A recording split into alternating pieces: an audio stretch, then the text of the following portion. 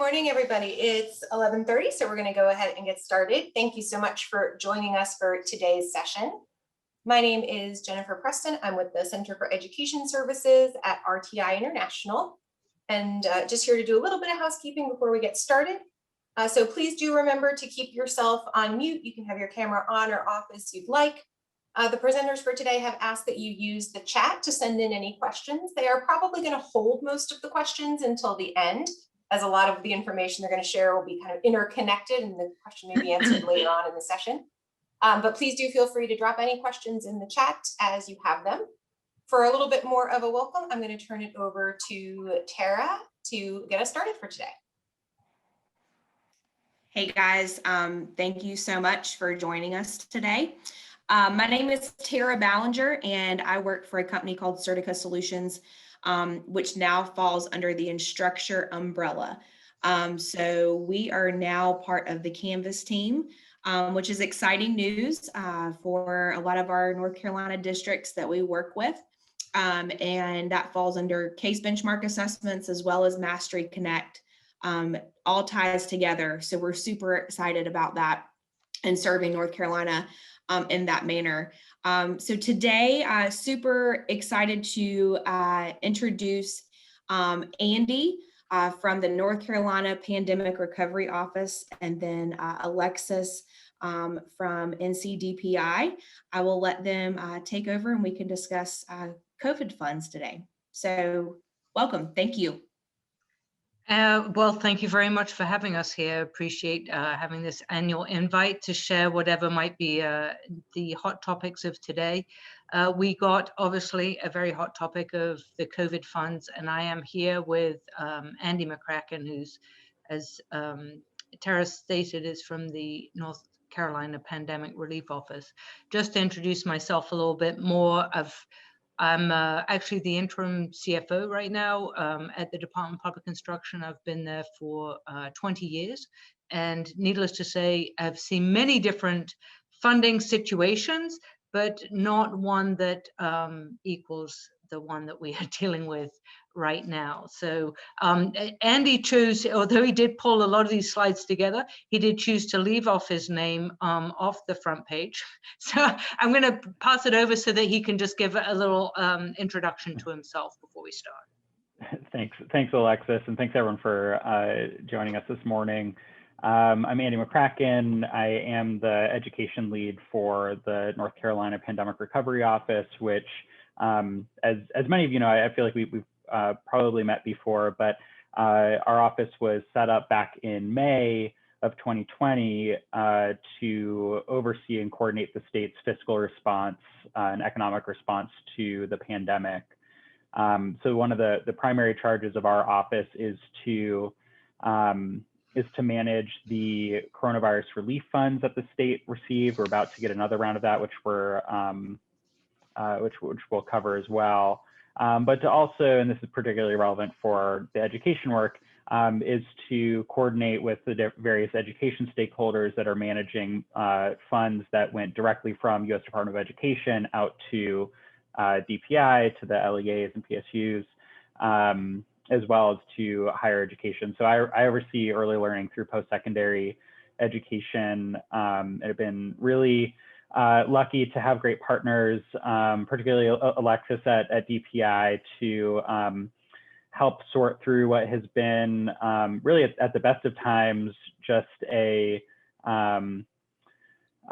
sort of a very complicated sort of web of different relief funds that are intended to make sure our students and educators have what they need to not just get through the immediate health crisis, but to make sure we come out on the other side of it more resilient and hopefully stronger than we were a year ago. So I guess I'll hand it back over to Alexis as we get started, and we'll be sort of popping in and out with different pieces of this puzzle.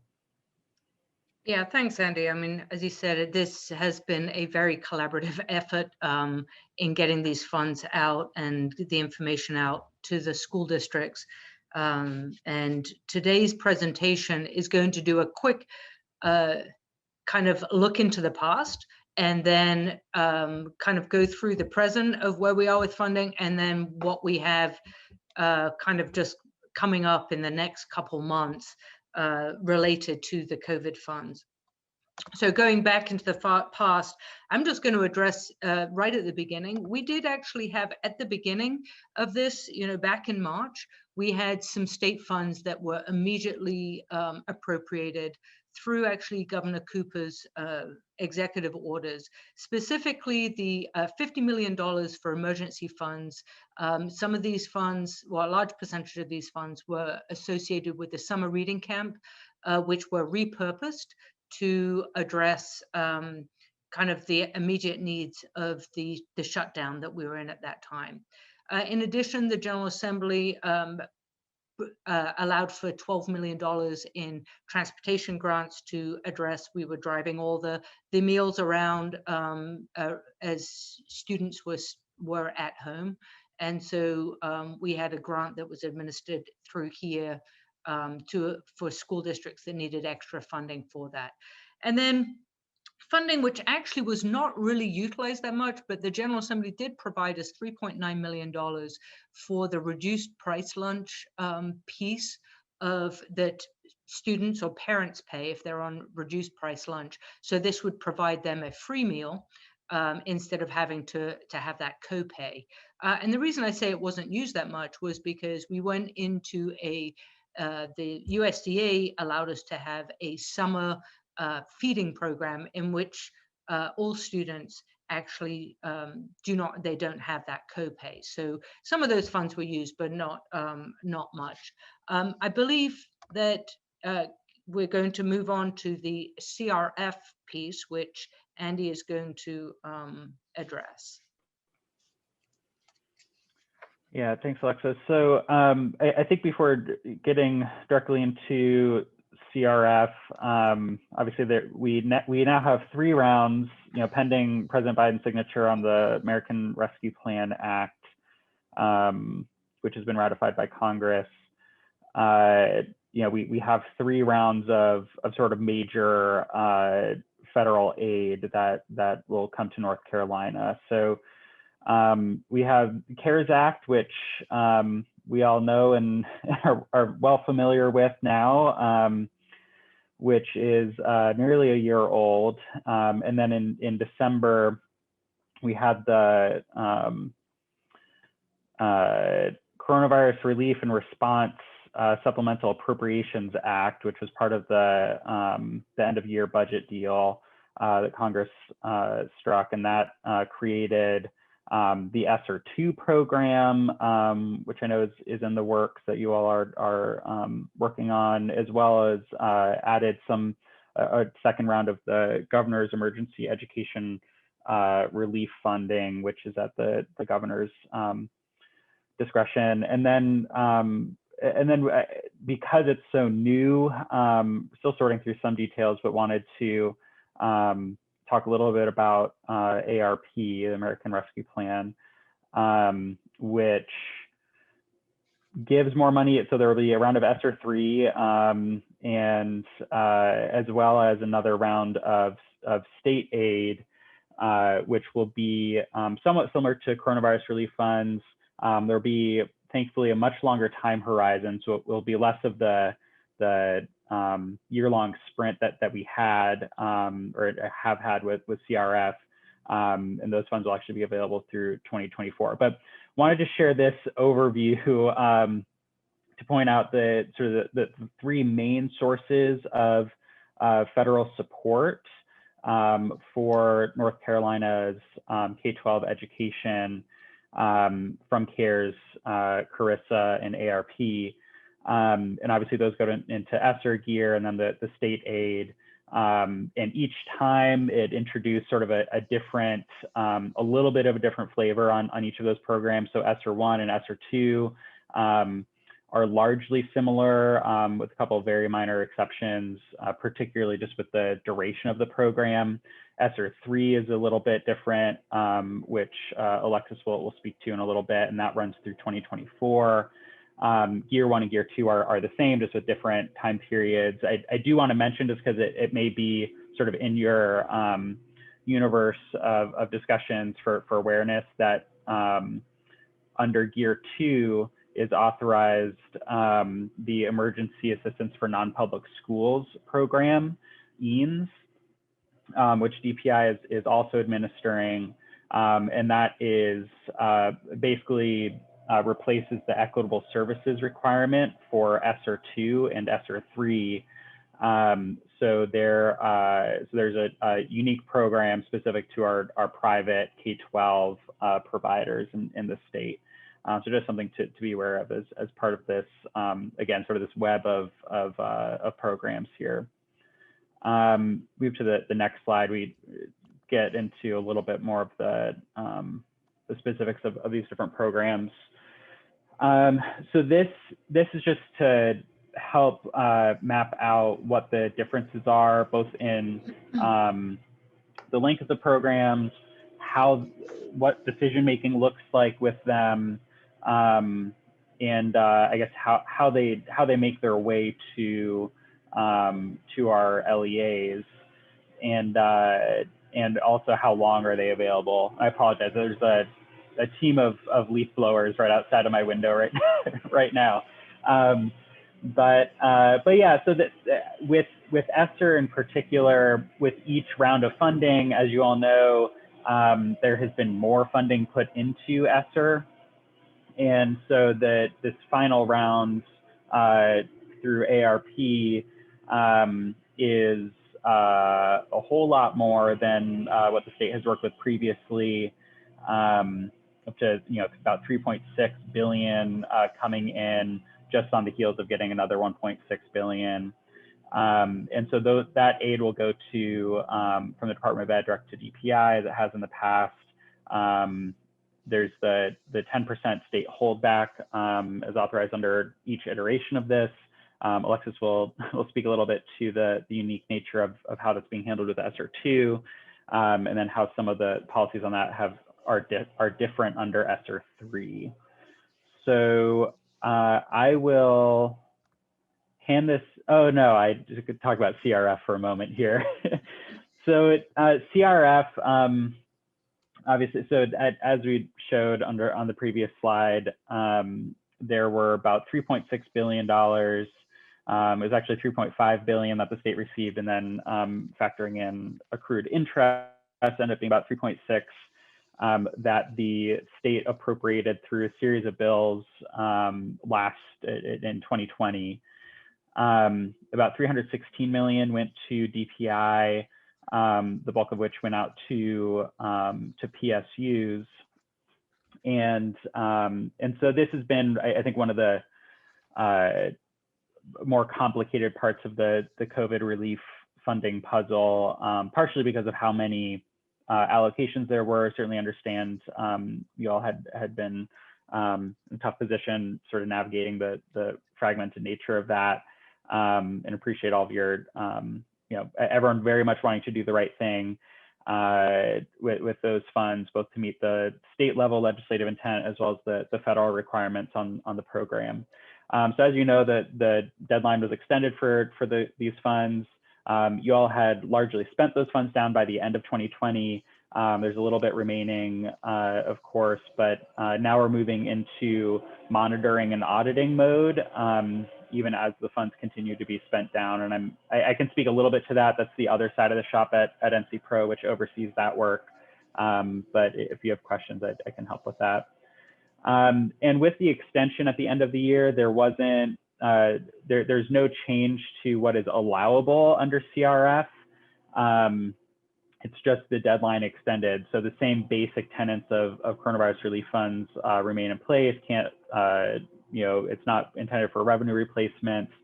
It has to be a necessary expenditure incurred due to the pandemic, and particularly important for our K-12 providers. It can't be used for expenses that have been or will be reimbursed by any other federal program.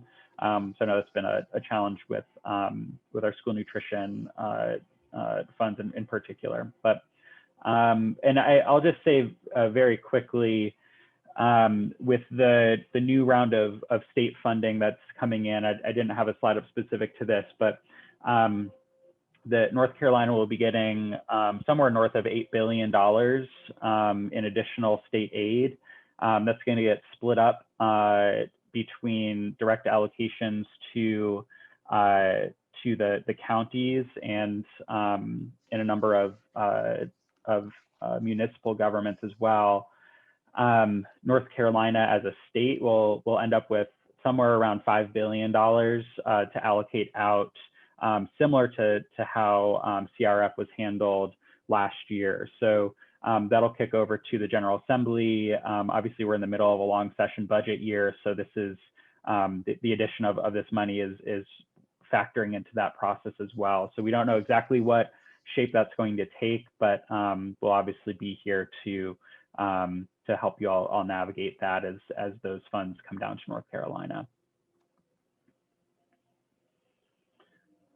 And that's the mix of the CRF aid. Back to you, Alexis. Yeah, so I get to talk about the ESSER family, the 3 siblings. And I think it's important to, before we start, just to put the magnitude of this money in perspective.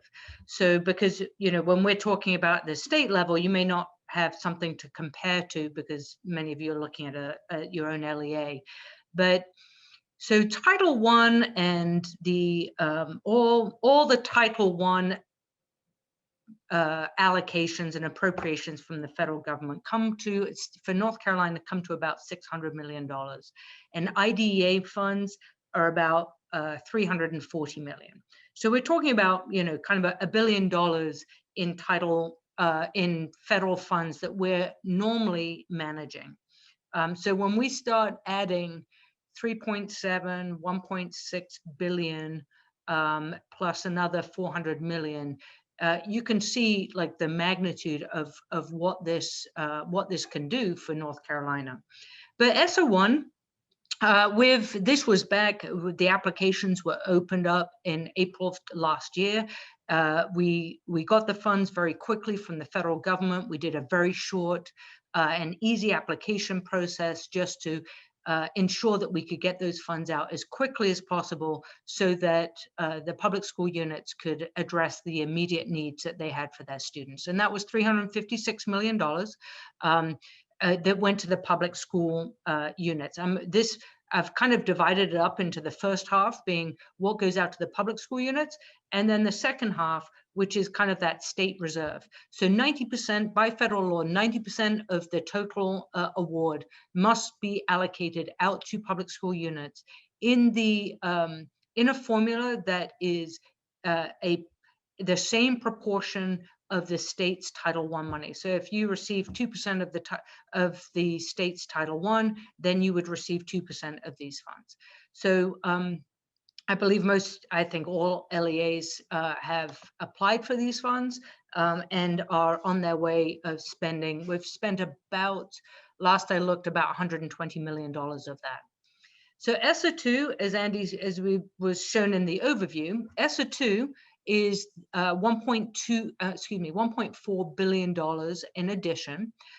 These both ESSER1 and ESSER2, they have a very, very broad permissible use that the school districts can use. It's pretty much anything you can spend Title I or IDEA or Perkins, any allowable expense on that, plus they put in there pretty much anything that a principal needs to operate a school. It can be used for improvements to ventilation, for learning loss. The list is very long. And we do have this year a special COVID allotment policy manual to kind of try and keep track of all these things. Because I mean, obviously, I will say, I think ESSER2 and ESSER3 have put me over the edge. And I had to, this morning, I'm redoing like our homepage for financial and business services, kind of trying to compartmentalize these things so that you can keep it all straight. So actually, I think this presentation will be definitely one of those tools that I'll be using. So that application was approved by the state board with the policy, and it is scheduled to be opened on April 1.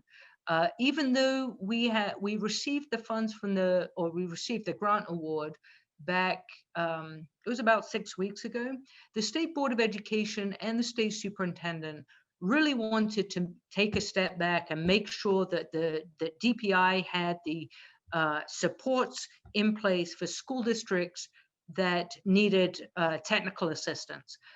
We also wanted to make sure that we were really upfront in creating the application and the reporting mechanisms, because all these federal grants require monitoring and reporting. And so there was just kind of okay, let's stop and breathe and make sure that we have everything in place before we open this up. And so that is part of the delay. It was kind of by design to make sure that we weren't constantly kind of behind the curve a little bit. So that is ESSER 2. ESSER 3, which President Biden did sign into law yesterday, well, not specifically ESSER 3, but this is part of the $1.9 trillion American Recovery Plan Act, or ARP. I've got to say that correctly in this country, right? ARP. So I don't not generally say my R's very well. So this is, it is another $3.2 billion that will be allocated in the same proportion to the public school units. And again, the allowable use for these funds is still the same as in ESSER1 and ESSER2, very broad permissible use. But it does state that 20% is required, the public school unit is required to spend 20% to address learning loss. And it does, it is somewhat of a broad allowable different programs. It could be summer enrichment programs, etc. So it does specifically state. So you can expect in the application process, which all federal grants require an application as long with an accompanying budget, you can expect that there will be a piece in there that you will have to identify as how you are going to address the learning loss. It's probably a good time because no doubt we will get questions, well, maybe we won't, but there is House Bill 82. House Bill 82, which was, it actually passed the House on February 24th. And it was really, it is explicit in there about what public school units are going to do to address learning loss, specifically having a summer program. We don't know what the status is going, whether that is going to become law, or if it's going to become law, in what way it is with the Senate. And the Senate hasn't done anything specifically with that bill since February 24th. But that is something to keep in mind, that whether the General Assembly, the North Carolina General Assembly, will be more prescriptive as to what the requirements are to address learning loss. So I did want to bring that in to make sure that we're aware of kind of, or, you know, we've got the state board and the state superintendent and the governor, but we also have the General Assembly who do obviously enact laws. And this being a long session, there will be many. So, as I stated, like 90% of the grant that comes to North Carolina is required to go out to the local, to the public school units, any public school unit that received Title I funding.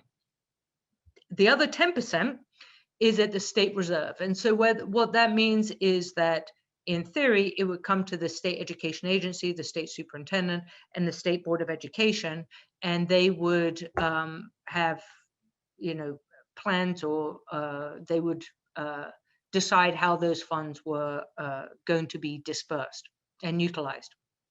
For each one of these, for ESSER1, shortly after we allocated out the funds to the public school units, that left just under $39 million. And the state board, with the state superintendent at the time, provided additional allocations to public school units in the form of digital learning, learning management systems, some exceptional children grants, as well as after school grants.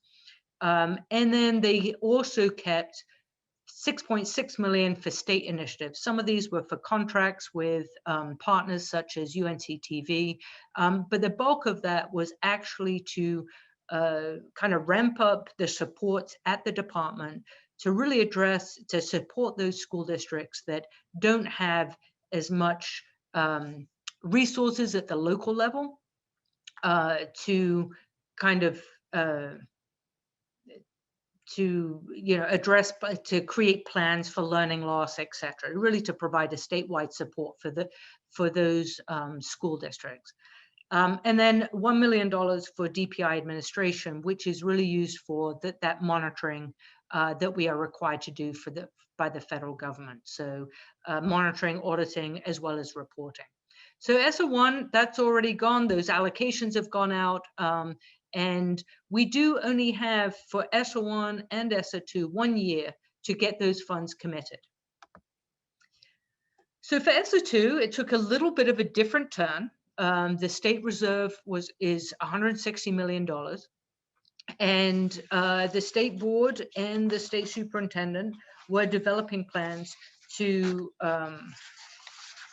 really look at how to support the school districts for the learning loss. I mean, that was pretty much where that was going to go.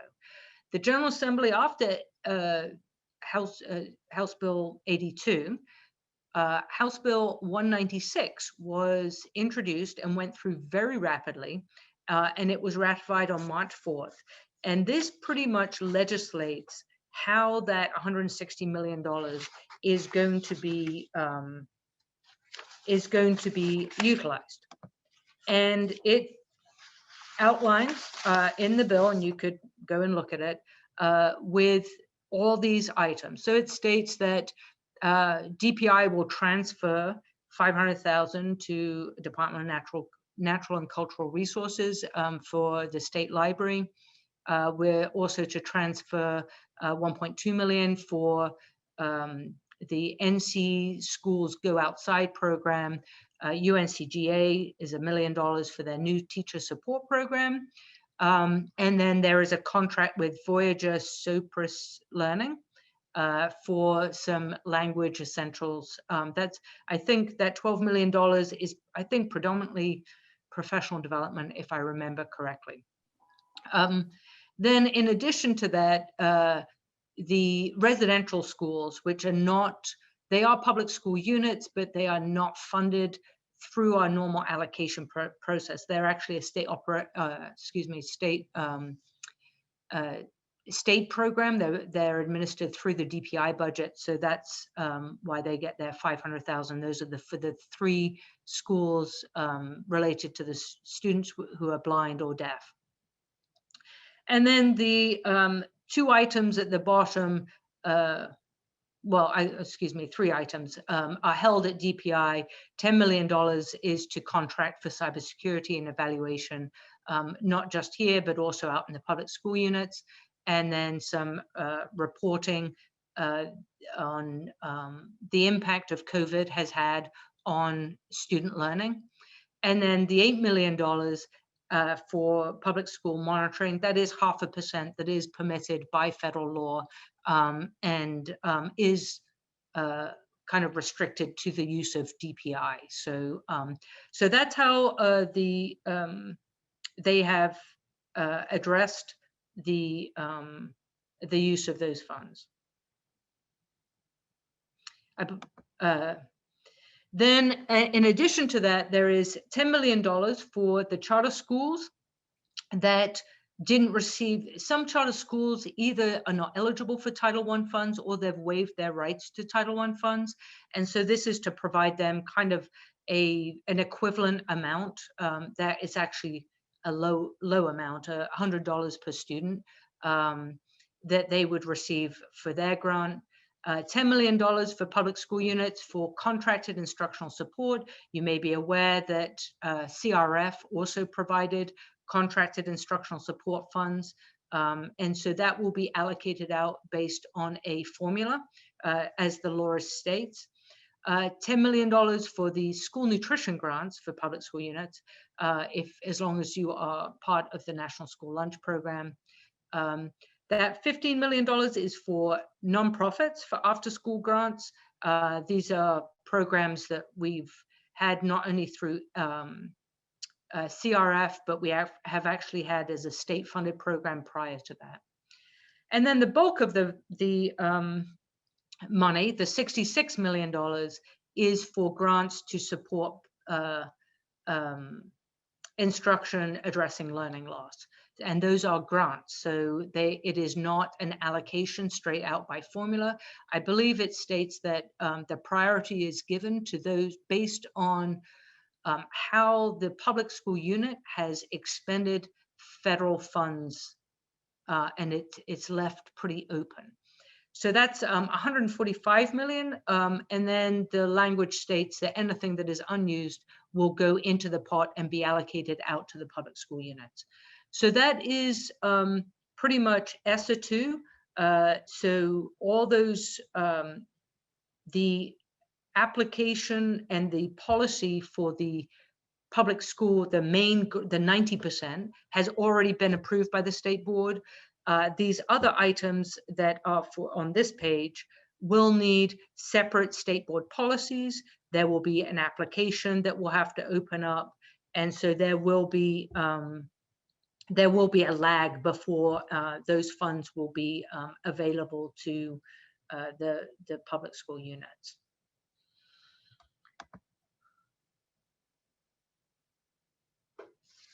And we didn't have anything on. Did I miss it? I thought we had. I think you skipped over no, it. here we go.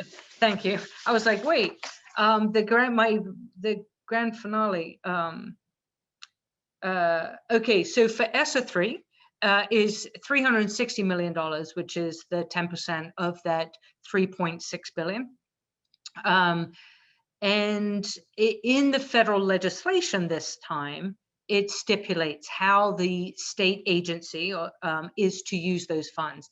And you can see that it provides it stipulates in percentages in the law, is that 5, 1, 1, 2.5. And so there will be how the state board or the General Assembly or whoever decides how these will go out, whether they will be formula, whether they will be grants, that is to come. And obviously, we are very early in this ESSER 3. However, I should state that in the federal law for the 90%, it states that we, the state education agency, will get the funds out within 60 days. And I'm assuming that what that means is that we will have that application, the planning allotments out and the applications open, so that you can get those funds, those applications in and approved and get those funds so that you can use it for this, if you wanted to do a summer program, etc.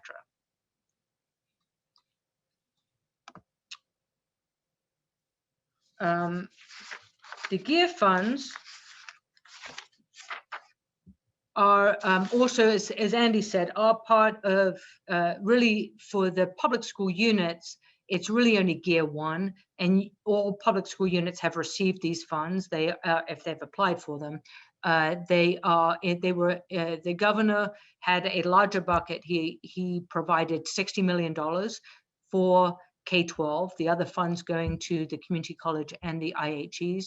And they were, he stipulated that there would be 40 million for mental health positions, so they can be employment, or contract, I should say.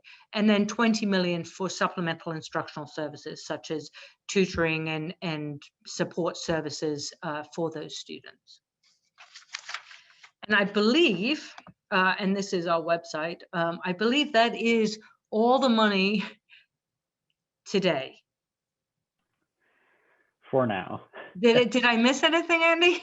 It's like, No, that's all of it. And I think, you know, I think with so with GEER in particular, as Alexis said, that between GEER 1 and GEER 2 now, the state, you know, the governor has received about 140 million.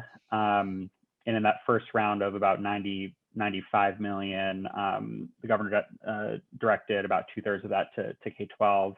There's still decisions to be made on the remaining unawarded funds. But and then we'll see, of course, how the General Assembly handles all the additional state aid, that 5 billion or so that I mentioned earlier. So there may be more coming, but for now, this is what we have to work with. So please feel free to jump in. So we have the chat open here to ask questions, since there's so many folks on. Don't want to unmute all the lines, but if you have questions on this or anything related, definitely want to help clarify anything or support you all on troubleshooting any challenges or potential challenges that you foresee with these funds.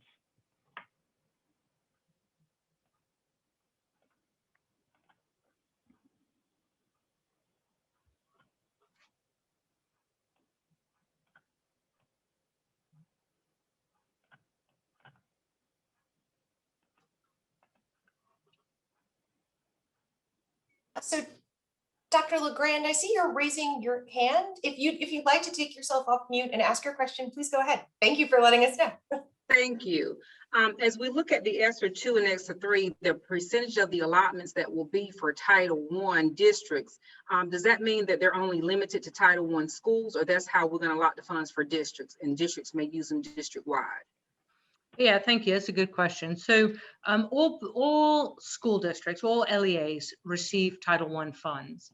And so when we calculate those ESSER funds, we take all the public school units, we calculate what percentage of those funds they received of Title I, and then we apply that percentage to the total 90% of the ESSER funds. So if it was, you know, the the 1.4 billion, and you receive 2%, then that you would get 2% of 1.4 billion.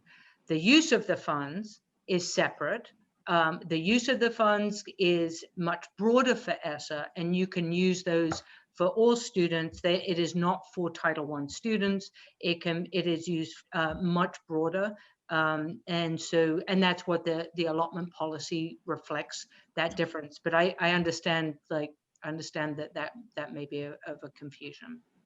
Thank you for the clarification, Alexis. Appreciate it. Yeah, you're very welcome. I do want to make sure, though, that people are aware that these are federal funds, and so they do have to adhere to all federal requirements when it comes to procurement. And I have received that question. People aren't really, no one embraces the procurement through the Uniform Grant Guidance, all those requirements. So, but I did want to stipulate that out. Thank you. Received. So we have a question here, Alexis, from Derek Wood. What is the likelihood that there will be additional funds, and how will funds support career and technical education departments? So, I mean, we've presented the funds we have at this point. As Andy stated, there is some GEER money that may, depending on the non-publics and things like that, or later down the road. I think we've got enough to handle right now. How you budget and focus these funds is a local issue, or I shouldn't say issue. I mean, it's a great issue, right? It's a great problem to have. So that is how those plans are developed, and I would hope that you can see that each ESSER grant expires 1 year after the last. So we do have a continuation of funding through the end of September 2024, which is, that's quite a long time to kind of look at those funds as a whole. I strongly encourage you to look at the ESSER, although we have to account for them separately by different PRCs, that you look at them as a programmatically as a continuum as much as you can. If how you're going to use that to support career and technical education is up to your local budgets.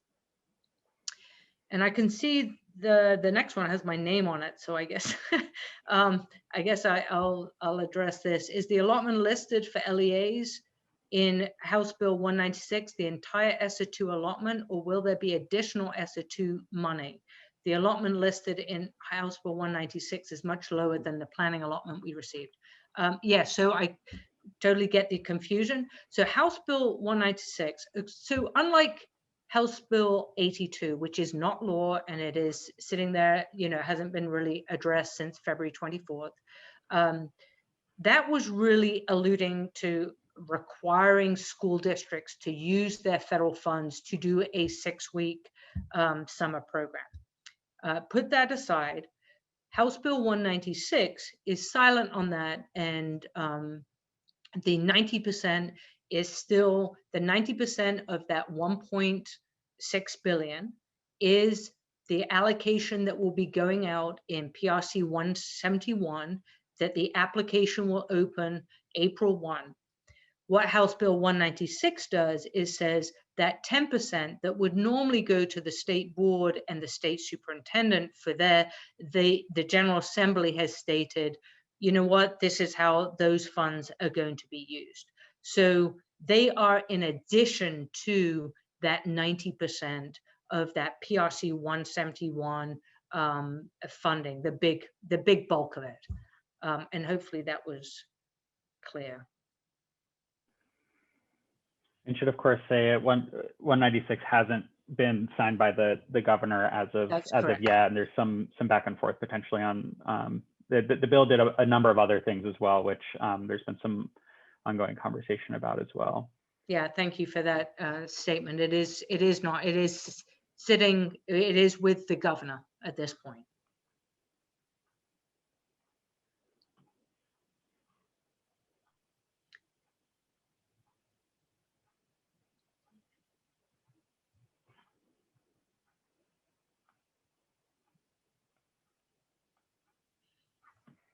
And back to the prior question, Alexis, I think you said this, but for ESSER 3, I know, and this may be the case with ESSER 2, but for ESSER 3, which is the biggest chunk of money, of course, any activities authorized under Perkins CTE Act are allowable. So that can help with the career technical education piece.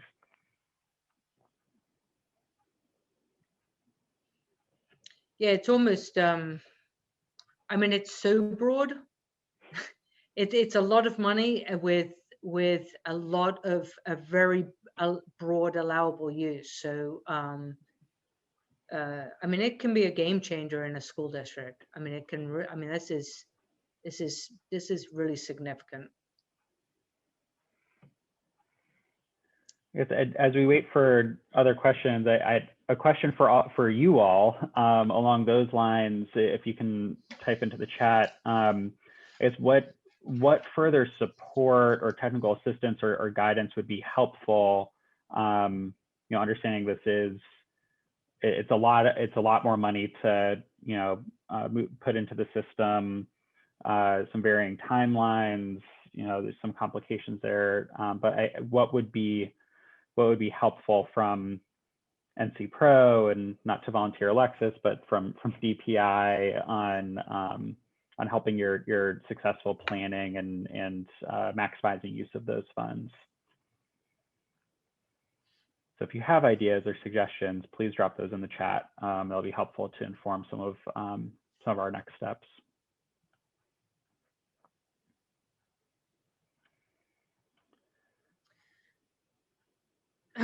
Do LEAs know how much we will be receiving in ESSER 3?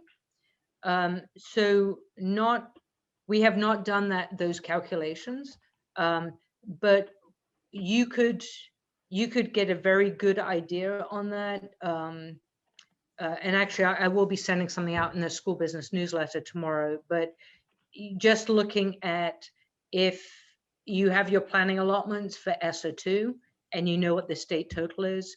And so if you apply that, it will be a similar percentage of whatever you're receiving of the total amount of ESSER 2. You can apply that percentage to that 1.3 billion. I mean, excuse me, 3.2 billion, I think, is the amount that will be allocated out to the school districts.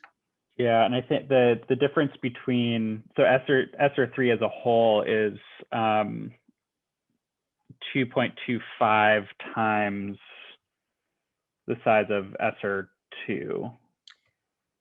So I don't know if that math ends up working out to the LEA level if you just multiply your ESSER 2 by 2.25, but. There you go. That's good math too.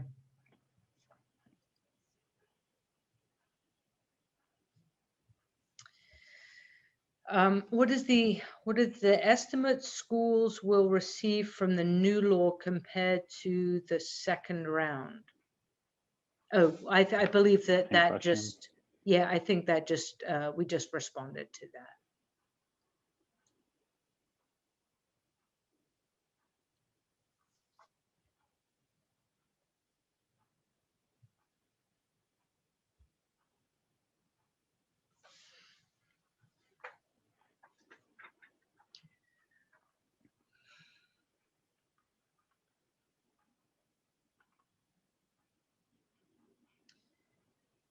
Without, oh, sorry, did someone? I was just going to say we still have about 12 minutes left, so please feel free to ask a question.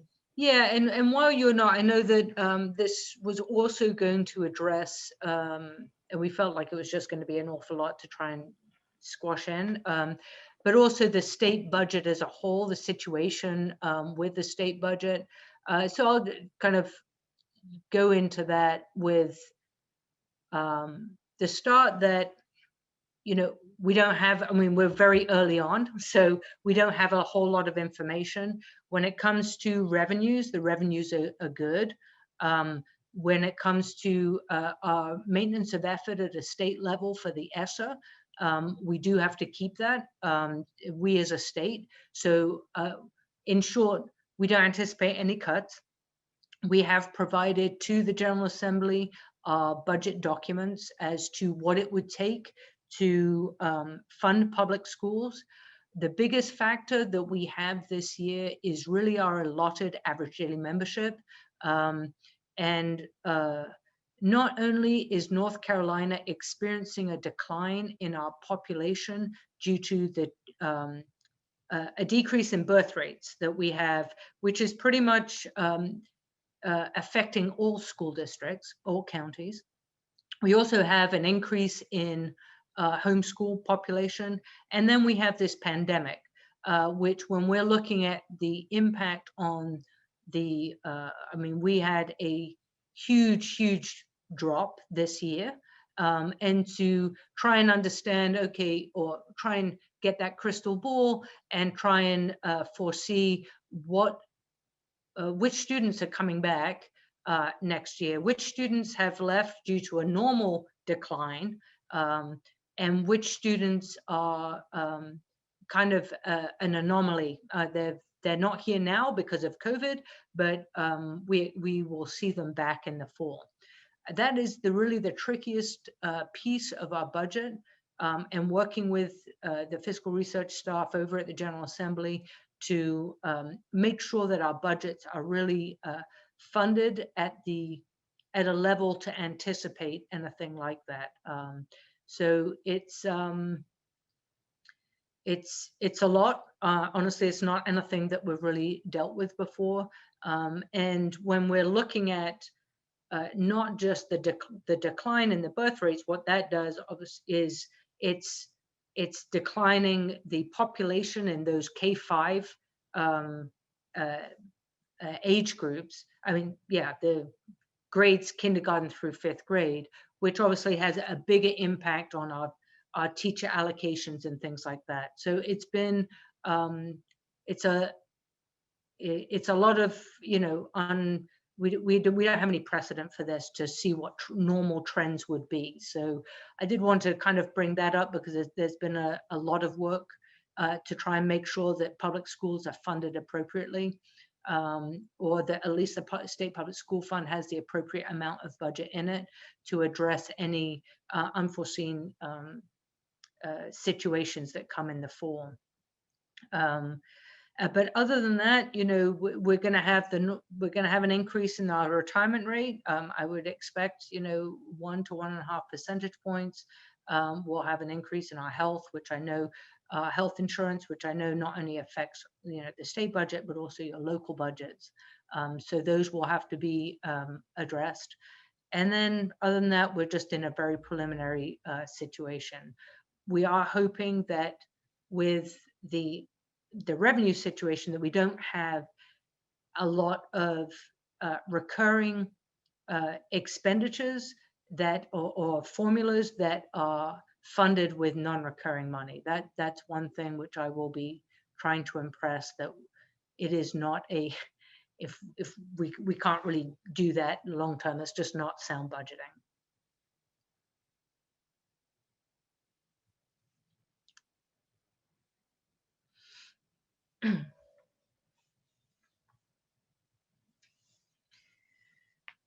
Any other last questions while we're here and you have the expertise of Andy?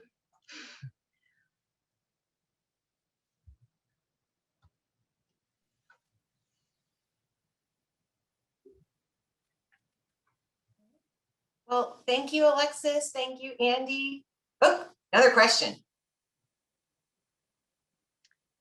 Are we able to use funding to hire additional staff? Yes, you are. That is with obviously the when you're hiring additional staff, you do have to think about the expiration of these grants. So